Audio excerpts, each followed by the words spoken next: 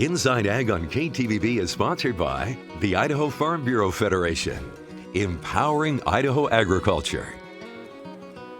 Water touches every corner of Idaho, and we have talked about it in depth this week, specifically the concerns about what a low water year means for the state.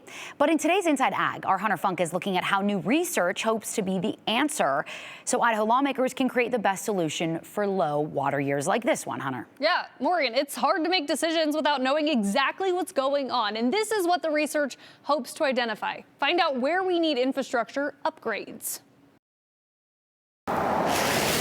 You've heard it from farmers, from lawmakers, and water users across the state. We cut back a few ton on hay because of it. You know, we dried the hay up rather than the silage just to get by. Yeah, it's very frustrating to the water users. These folks then have to make really hard decisions. Which crop am I going to save? I don't imagine that everything's going to be fixed in a year or 2 or 5 and that we're just going to go forward and everything will be great. I do think that there's going to be continued, ongoing negotiation and activity. We've got to make this water stretch as far as we can. It doesn't matter whether we're talking eastern Idaho, Magic Valley, the Treasure Valley, or everywhere in between. Water makes our state go. Idaho's water situation needs attention and solutions. The legislature last year approved $30 million a year to go towards building water infrastructure, which is a start. But also during the 2025 legislative session, the Idaho Water Resources Research Institute, known as IWRI, was appropriated $1 million in ongoing funding.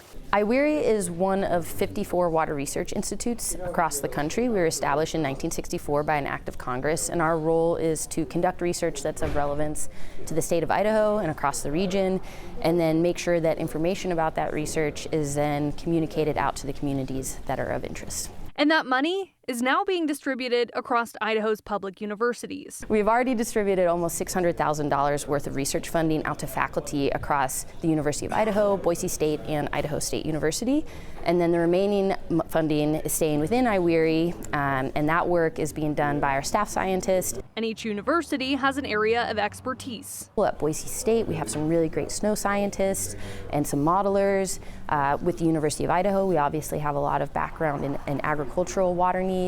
And then at Idaho State, we have some really excellent scientists that are thinking about a lot of different components of the water cycle, including hydrogeology and flood prediction. And so coming together really helps us fill gaps that we need. They want to research the Eastern Snake Plain, digging deeper into how water moves underground, how snowpack varies year over year, and where water monitoring gaps still exist. Information that helps people understand what's working and what isn't.